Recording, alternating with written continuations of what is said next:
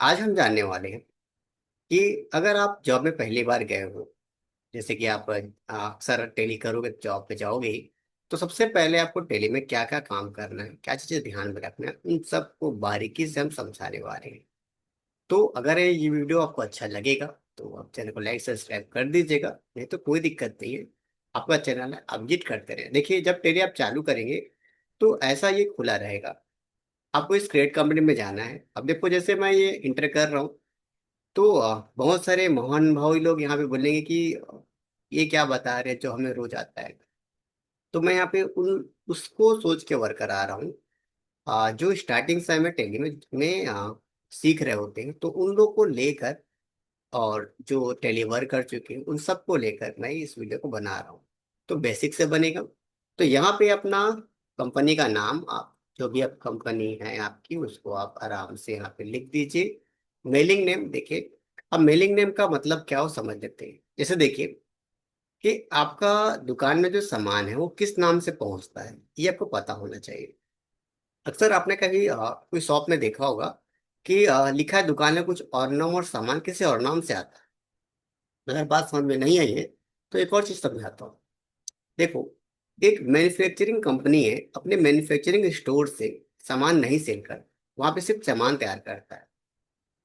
तो अगर आपके पास मैन्युफैक्चरिंग कंपनी है और आप उसको शोरूम से अपना बेचते हो, तो आपका जो मेलिंग नेम है अपने मैन्युफैक्चरिंग का डालिए, क्योंकि जितना भी रॉ मटेरियल है वो सारा कहाँ आएगा, मैन्युफैक्चरिंग जगह पर।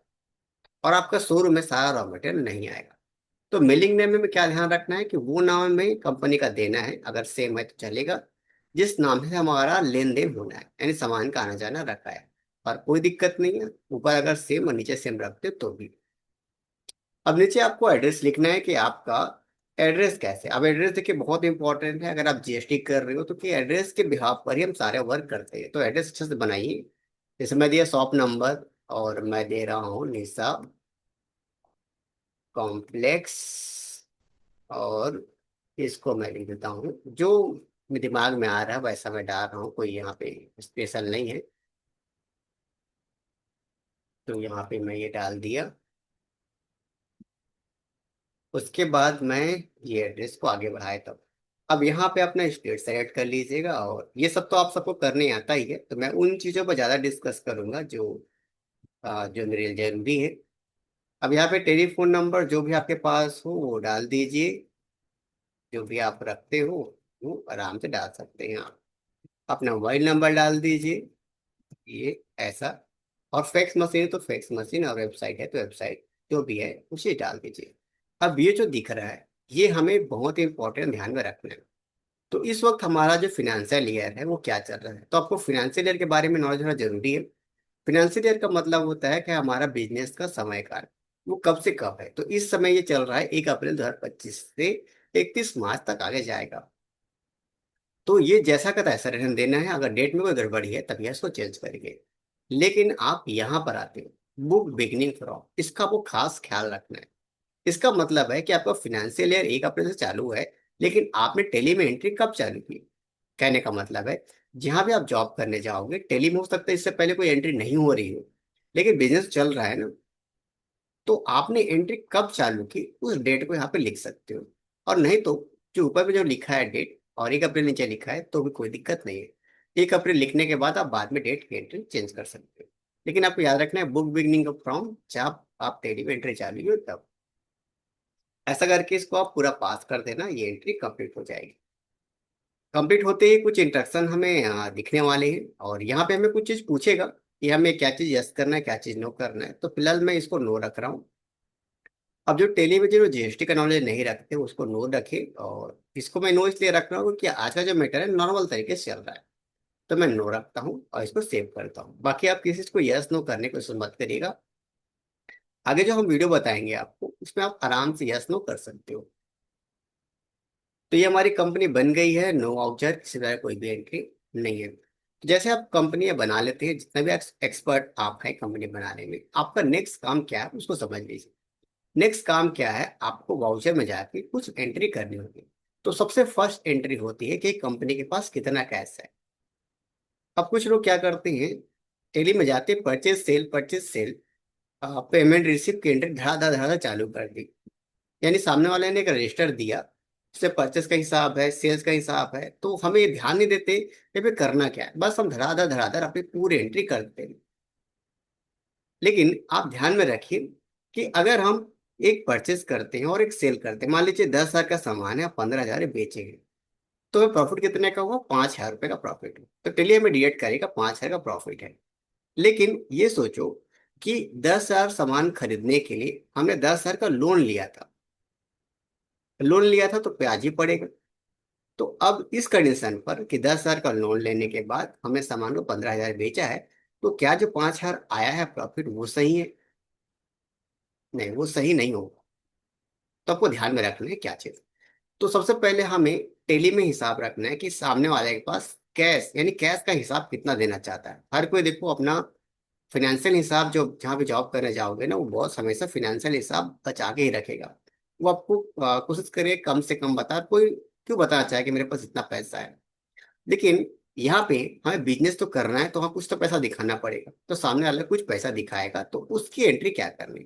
तो उसकी एंट्री के लिए आप कैपिटल में यहाँ पे रिसिप्ट में एंट्री करिएगा और यहाँ पे कैश ले लीजिएगा और कैपिटल की एंट्री करनी है। तो मैं यहाँ पे क्रिएट में जा रहा हूँ और इंटर करके कैपिटल की एंट्री मैं कर दे रहा हूँ। अब इसके बाद अब मान लीजिए सामने वाला का जो कैपिटल है, मतलब जो पैसा लगा हुआ है, वो उसके पिताजी का है या किसी दूसरे का है, तो जिसके नाम पर है उसका नाम आप लिख दीजिए।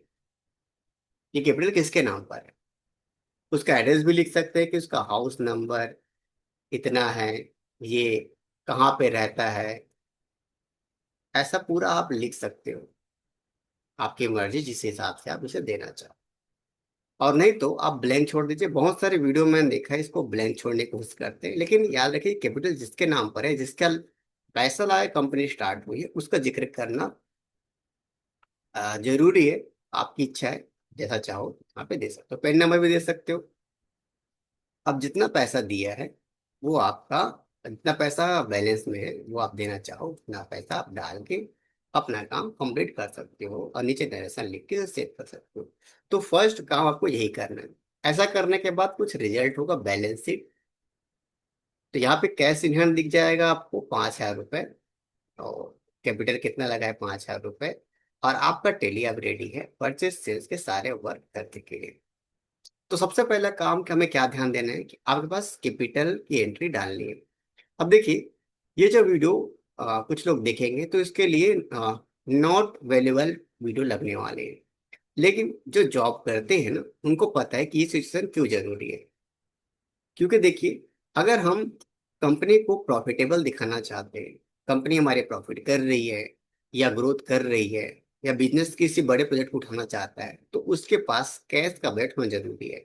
यानी सामने वाला ऑडिट करता है कि आपके पास कैश कितना है, और हमने यही हिसाब नहीं डाला है कि हमारे पास कैश का पैसा लापता है, तो आपकी टैली कभी भी ढंग से ऑडिट नहीं होगी।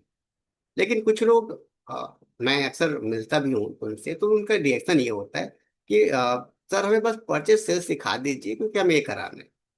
तो ऐसा करके आज तो आपका काम बन जाएगा, लेकिन एक दिन जरूर ऐसा आएगा कि आपका जब ऑडिट फंसेगा, किसी तरीके से फंसेगा, तो आप क्या करने वाले हो?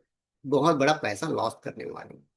और पैसे की खाने में बैठे हैं तो लॉस कर दीजिए। लेकिन जो भी दर्शक यहाँ पे मुझे देख रहे हैं, उनको हमेशा ध्यान रखना है, जो टेली में जॉब करने वाले हैं, सिंपल सी बात, आपको सामने वाले का कैश का हिसाब लिख देना है। कुछ भी नहीं तो सामने वाले के पास गले में कितने पैसे, इसके हिसाब से रुपये आप एंट्री करिए। अब इसके बाद सारा काम आप आराम से कर सकते हो। अब इसके बाद बहुत लोग आप जानते हैं कि परचेस की एंट्री, सेल्स की एंट्री कैसे करते हैं, ये मैंने वीडियो में बताया भी हुआ है, तो ऐसे बहुत लोग जानते भी हैं, तो यहाँ से आप स्टार्ट कर सकते हो। तो ये जो मैंने वीडियो बनाया है ये फर्स्ट डे के लिए है। अब इसका ऐसे ही मैं जॉब से रिलेटेड और भी वीडियो बनाऊंगा। क्योंकि देखिए, मैं अक्सर कहता हूँ कि मैं कोई कोर्स नहीं पढ़ाता और मैं कोर्स नहीं लेना चाहता। मैं सिखाना चाहता हूँ सामने वाले को जॉब कैसे करते हैं। तो जो मेरे नॉलेज के हिसाब से उसके लिए मैं प्रेजेंट करने की कोशिश करता हूँ।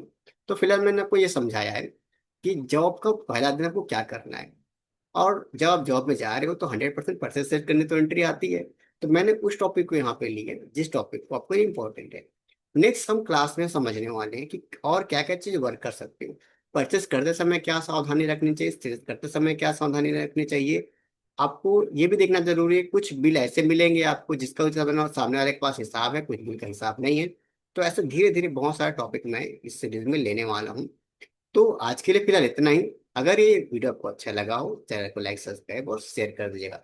तो मिलते हैं किसी अलग वीडियो पर।